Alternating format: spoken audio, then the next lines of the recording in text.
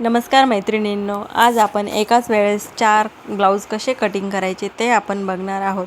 आता मी एकावर एक 4 अस्तर ठेवून घेणार आहे.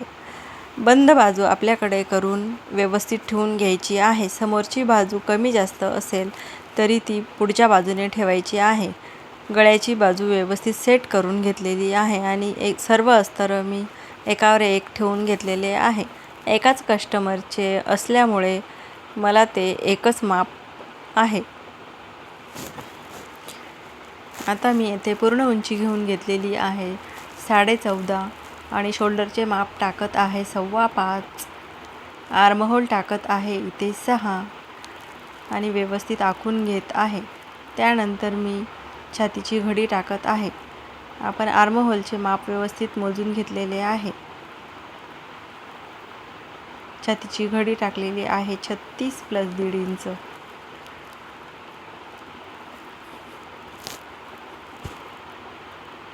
ह्या पद्धतीने आपण पाठीचा भाग सर्वप्रथम काढून घेतलेला आहे. 4ही ब्लाउजांची कटिंग येथे होत आहे.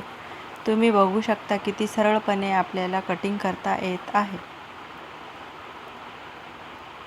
यामुळे वेळही वाचतो. आता मी शोल्डर 3.25 इंचाचे सोडून मागे गळा आखून घेत आहे. गळ्यासाठी नॉच देऊन घेतलेले आहे आणि तोच एक भाग उचलून आपण पुढचा भाग आखून घेणार आहोत.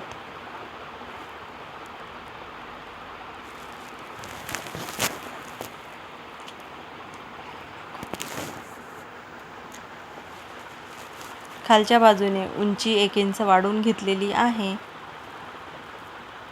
आणि वरच्या बाजूने 1 आणि खाली 1.5 असे अंतर घेतलेले आहे.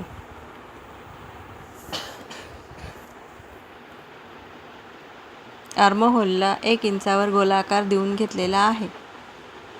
खालच्या बाजूने आपण क्रॉसपट्टीला आकार देऊन घेतलेला आहे. त्यानंतर आपण ब्लाऊजची कटिंग करून घेणार आहोत. पुढच्या भागासाठी येथे मी 4 टक्स ब्लाऊजची कटिंग करीत आहे.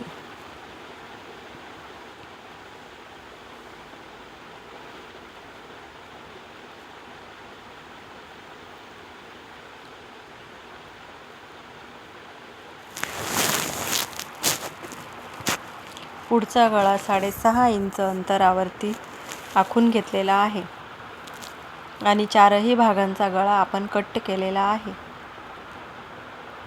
आता आपण येथे बाही आखून घेणार आहोत.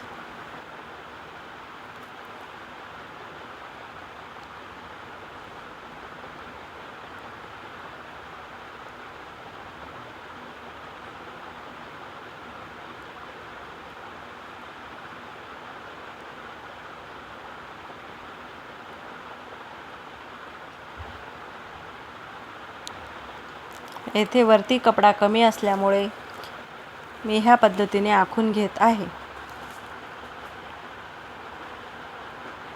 तरीही आपली बाही व्यवस्थित बसून गेलेली आहे. तुम्हीही ह्या पद्धतीने आखून घ्यायचे आहे. आपल्याला येथे कोठेही जॉईंट येणार नाही. तुम्ही बघू शकता येथे बाही कट झालेली आहे. सर्व अस्तर कट झालेलं आहे. आता मी एक अस्तर ब्लाऊज पिसांवर कट करून घेणार आहे. ब्लाऊज पिसाला वर्क असल्यामुळे मी येथे बाही कट करून घेणार आहे. बाहीला येथे जॉईंट येणार आहे. त्यामुळे मी वरती अर्धा इंच आणि खाली एक्स्ट्रा कपडा सोडून कट करीत आहे. बाहीला आकार शिवताना देणार आहे. पाठीचा भाग कट करून घेत आहे. पाठीच्या भागालाही वर्क असल्यामुळे मी शिवताना गळा कट करणार आहे.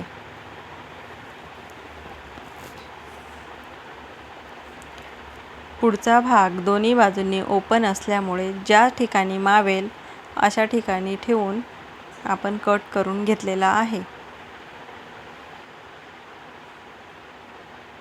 मैत्रिणींनो, अशा पद्धतीने बुटीकमध्ये तुम्ही सुद्धा फास्ट काम करू शकता.